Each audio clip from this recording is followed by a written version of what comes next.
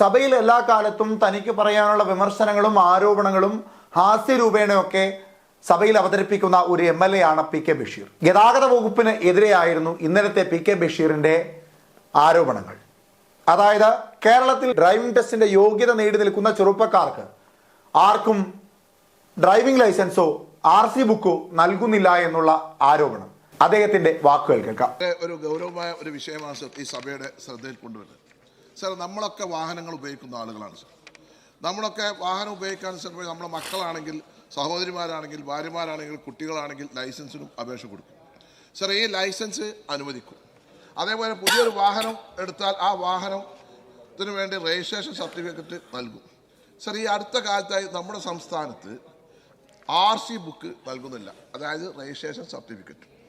അതേപോലെ ലൈസൻസ് നൽകുന്നില്ല. എവിടുക്കാ സർ ഇതിൻ്റെ പോക്ക് സർ? 200 രൂപ RC ബുക്കിന് വാങ്ങുന്നു, 45 രൂപ പോസ്റ്റൽ ചാർജ് വാങ്ങുന്നു. ലൈസൻസിന് 200 രൂപ വാങ്ങുന്നു, 45 രൂപ പോസ്റ്റൽ ചാർജ് വാങ്ങുന്നു. ബഹുമാനപ്പെട്ട മന്ത്രിയെ ഞാൻ കുറ്റം പറയില്ല, അദ്ദേഹം വന്നിട്ട് ഒരു മാസം കഷ്ടിയാവുന്നുള്ളൂ. അദ്ദേഹം ആണെങ്കിൽ ഇങ്ങനെ അവസ്ഥ ഉണ്ടാവില്ല എന്നുള്ളത് എനിക്ക് 100% അറിയും ചെയ്യാം. പക്ഷേ സർ, നിങ്ങൾ ആലോചിച്ച് നോക്കി, ഇത് ഒരു ഏജൻസിക്ക് കൊടുത്തു. മുമ്പ് RC ബുക്ക് ലൈസൻസ് ഏത് ഓഫീസിലാണോ രജിസ്റ്റർ ചെയ്തെന്ന് വെച്ചാൽ അവിടുന്ന് കൊടുത്തിരുന്നു. ഇപ്പോഴാ അത് കേന്ദ്രീകൃതമാക്കി, നമ്മുടെ ലൈഫിൻ്റെ മാതിരി. ആ കേന്ദ്രീകൃത ആക്കിയതുകൊണ്ട് അവർക്ക് 9 കോടി to 10 കോടി രൂപ പണം കൊടുക്കാനുണ്ട്. അതുകൊണ്ട് അവർ RC ബുക്ക് കൊടുക്കില്ല സർ. ഇതിൽ ഏറ്റവും വലിയൊരു പ്രയാസം എന്താണെന്ന് വെച്ചാൽ സർ, ഒന്ന് മനസ്സിലാക്കേണ്ടത് സർ, നമ്മൾ അല്ല സർ, ഇതൊരു ഗൗരവമായ വിഷയം സർ. ഇത് ഒരു വണ്ടി നമ്മൾ സർ ഒരു സ്റ്റേറ്റ് അതിർത്തി ആണ് പോയി, ഒരു കർണാടകത്തിൽ, ഇപ്പോൾ ഉദാഹരണത്തിന് കാസർഗോഡോ അല്ലെങ്കിൽ കണ്ണൂരോ ഇല്ല ആളുകൾ ആണ് പോയി, അതിർത്തിയിലെത്തി കർണാടകക്കാരൻ ചെക്ക് ചെയ്താൽ RC ബുക്ക് നമ്മളെ കയ്യിൽ പ്രിന്റാണ് തരുന്നത് സർ. RC ബുക്ക് ഇല്ലാത്തതിൻ്റെ പേരിൽ 10,000-15,000 രൂപ. ലൈസൻസ് ഇല്ലെങ്കിൽ ആ വണ്ടി അവിടെ സ്റ്റേഷനിൽ കയറ്റിയിടുക. നിങ്ങൾ ആലോചിച്ചൊക്കെ തമിഴ്നാട് പോയിക്ക് ലക്ഷക്കണക്കിന് ആളുകൾക്കാണ് ഈ RC ബുക്കും ഡ്രൈവിംഗ് ലൈസൻസും കൊടുക്കാത്തത് സർ. ഈ അവസ്ഥയെ പറ്റി നിങ്ങളൊന്ന് ആലോചിക്കണം. ഒരു ഗവൺമെന്റ് നിങ്ങൾ നോക്കിയാൽ 6-7 ലക്ഷം ആൾക്കാർക്കാണ് കിട്ടാനുള്ളത് സർ. നമ്മളിത് ഗൗരവമായി കാണാം. നിങ്ങൾ അവിടെ നിന്ന് ബഹളം വെക്കല്ല, നിങ്ങൾ കാര്യങ്ങൾ മനസ്സിലാക്കണം, റിയാലിറ്റി മനസ്സിലാക്കണം. അതുകൊണ്ടാണ് എനിക്ക് പറയാനുള്ളത് സർ. അതുകൊണ്ട് ബഹുമാനപ്പെട്ട മന്ത്രിയോട് അടിയന്തരമായി ഈ RC ബുക്കും ഡ്രൈവിംഗ് ലൈസൻസും നൽകുന്നത് ആവശ്യമായ നടപടി സ്വീകരിക്കണമെന്നാണ് എനിക്ക് കേരളത്തിലെ ജനങ്ങൾക്ക് വേണ്ടി, വാഹന ഉടമകൾക്ക് വേണ്ടി, ലൈസൻസ് എടുക്കുന്ന സാധാരണക്കാർ ചെറുപ്പക്കാർക്ക് വേണ്ടി ഈ ബഹുമാനപ്പെട്ട മന്ത്രിയോട് ഗവൺമെന്റിനോടും അഭ്യർത്ഥിക്കാനുള്ളത്. ലൈസൻസിന് 200 രൂപ ഈടാക്കുന്നു, 45 രൂപ പോസ്റ്റൽ സർവീസ്. ഇങ്ങനെ ഇതൊക്കെ ഈടാക്കി കൊടുക്കേണ്ട ലൈസൻസും RC ബുക്കും കൊടുക്കാതെ ഇരിക്കുകയാണ് മന്ത്രിസഭ. അതിന് കാരണം ഒന്നേ ഉള്ളൂ, ലൈസൻസും RC ബുക്കും ഒക്കെ കൊടുക്കുന്ന ഏജൻസികൾക്ക് കൊടുക്കുവാൻ കോടികളാണ് കടമായി ഉള്ളത്. 9 കോടിയോളം രൂപ കൊടുക്കുവാനുണ്ട്.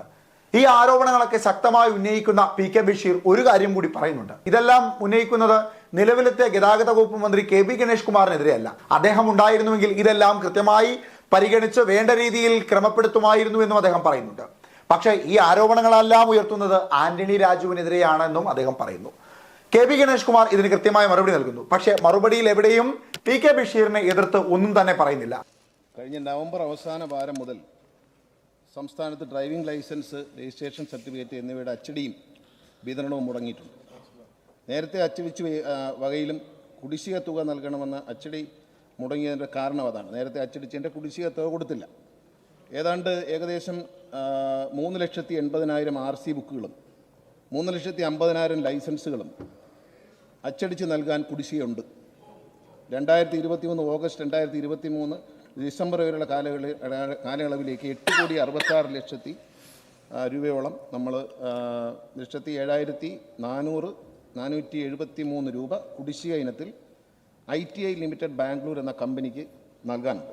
ആയതിൽ 15 കോടി രൂപ അനുവദിക്കുന്നതിനുള്ള ഗതാഗത കമ്മീഷണർ ശുപാർശ ധനകാര്യ വകുപ്പിൻ്റെ പരിഗണനയിലാണ്. ബഹുമാനപ്പെട്ട അംഗം പറഞ്ഞതെല്ലാം ശരിയാണ്.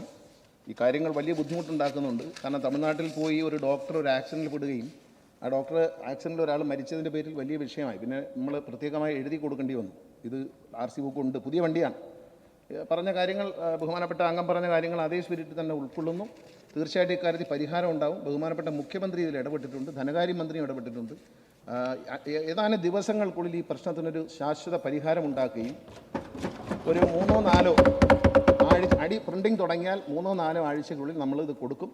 പിന്നെ നമ്മൾ ധനകാര്യ വകുപ്പിനെ ബുദ്ധിമുട്ടിക്കില്ല. ഇതിപ്പോൾ അടിച്ചു കഴിഞ്ഞാൽ, ഇപ്പോൾ ഈ പ്രശ്നം പരിഹരിച്ചാൽ അത് പ്രിൻറ്റ് ചെയ്ത് കഴിഞ്ഞാൽ ബഹുമാനപ്പെട്ട അംഗം പറഞ്ഞൊരു വിഷയം വരും. തപാലുകാർ പറയും ഞങ്ങളുടെ പൈസ എന്ന് പറയും.